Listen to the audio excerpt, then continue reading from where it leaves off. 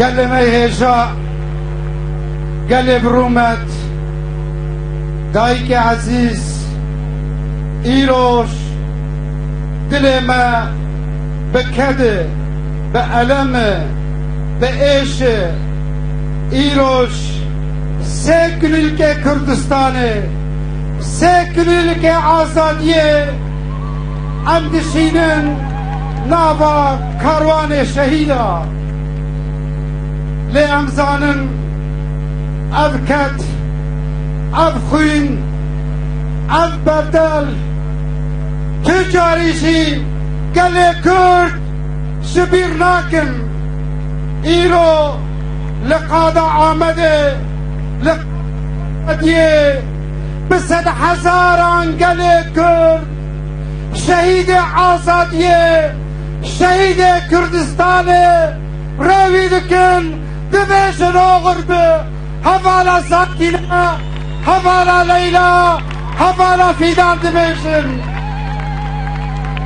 هم باور بن هم زانبن قال كرد جبو عاشت ياك بالرومات جبو آزادية جبو پیش روشا قال كرد هر دم دنابا خباته دنابا تکوشینه دبن لبرادایی که من نگرین مالبات من نگرین حسر جعبان نرشینن او شهید کردستانن او شهید برومتن طیبه کل کردایی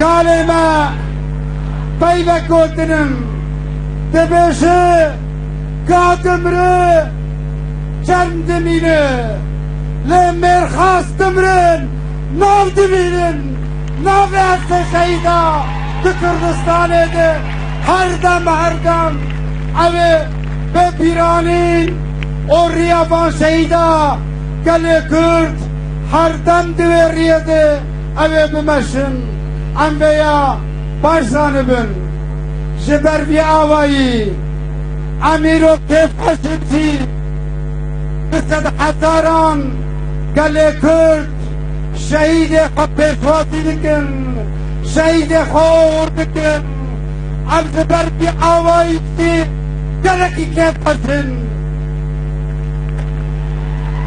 لهم زانم گل کرد البرینه گل کرد البرینه لگل کرد به تکوشین آزادیه اوه او دل برین اوه به دست خود درمان بکن انده یا باش زانن انده یا باش باورن از دخواستم ایرو جعبه همو دنیای جعبه همو جهانه لیرو لسر آمده جبر بی آوایی از نخواشم چند تشتا به ترکیش بینم zaman.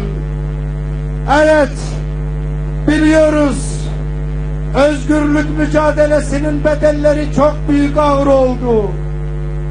Kim ne yaparsa yapsın, kim ne derse dersin, Kürt halkı kararını vermiştir. Özgürlük ötesinde hiçbir şey kabul etmemektedir. Ama biz bu ülkede onurlu bir barışı, halkların kardeşliğini, özgür geleceği hep savunduk. Barış ellerimizi hep uzattık. Biz barış istedik, halkların kardeşliğini istedik. Ama bize hep teslimiyeti dayattılar. Bilsinler ki Kürt halkı onursuz bir yaşamı asla ve asla kabul etmeyecektir. Bunun çok iyi bilinmesi lazım. Ama barış özlemimizi, barış arzumuzu, barış talebimizi de hiçbir gün gündemden düşürmedik. barış için, kardeşlik için, eşitlik içinde, hep arayışlar içinde olduk. Hep barış mesajlarını verdik. Bugün de çok önemli bir süreçten geçiyoruz. Barışın tartışıldığı, yeniden bazı diyalogların oluşturulduğu bir dönemdir. Ve bugün herkes Kürtlerden büyük bir hassasiyet beklemektedir. Bugün bile 3 canımızı, 3 yoldaşımızı bir katliamda kaybetmemize rağmen bugün yine barışı, halkların kardeşliğini de esas alan bir yaklaşımımız halkımız göstermektedir. Onurlu bir barış içinde hazır olduğunu söylemektedir. Ancak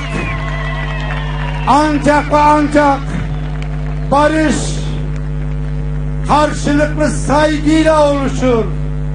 Barış halkların birbirini tanımasıyla oluşur. Barışta adalet, eşitlik olmalıdır. Barışı ancak o zaman sağlayabiliriz. Bakınız, bütün medya, bütün dünya Diyarbakır'da aman barışa zarar gelmesin diyor. Biz bu duyguyla, bu kararlılıkla bugün şehitlerimizi uğurluyoruz. Ama şunu da söylüyoruz. Barış için hassasiyet gösterin diyenler, ey başbakan, barışı konuşurken Kandil'i bombalıyorsun, Kandil'i. Hem hassasiyetten söz edeceksin, hem de 3 şehidimizi toprağa verirken, Fransa'dan Kürdistan'a getirirken, barıştan söz ederken Kandil'i bombalaman nasıl bir hassasiyettir, nasıl bir barışseverliktir? Bunun da görülmesi gerekiyor. Hem Kürtleri boşa çıkarmaya yönelik siyaset yapacaksın, barıştan söz edeceksin. Ayrıca Kürtlerin üzerine halen bombalar yağdıracaksınız. O hassasiyeti sizden de bekliyoruz. Türk halkına da seslenmek istiyorum. Bir tarafta barış diyen başbakanınız bugün Kürt halkının üzerine bombalar yağdırıyor. Bunu da görün. Barıştan kim yana, barıştan kim yana değil. Bunu da bütün dünya görsün, bütün dünya kavur koysun diyoruz. Evet, çok fazla uzatmak istemiyorum. Söylediğim gibi 3 canımızı, 3 şehidimizi uğurluyoruz. Ben bugün 3 şehidimizin huzurunda onları selamlıyor, saygıyla eğiliyorum. Bütün Kürdistan şehitleri önünde saygıyla eğiliyorum. İnanıyoruz, biliyoruz, haklıyız, güçlüyüz, özgürlüğü kazanacağız, özgürlüğü elde edeceğiz diyoruz.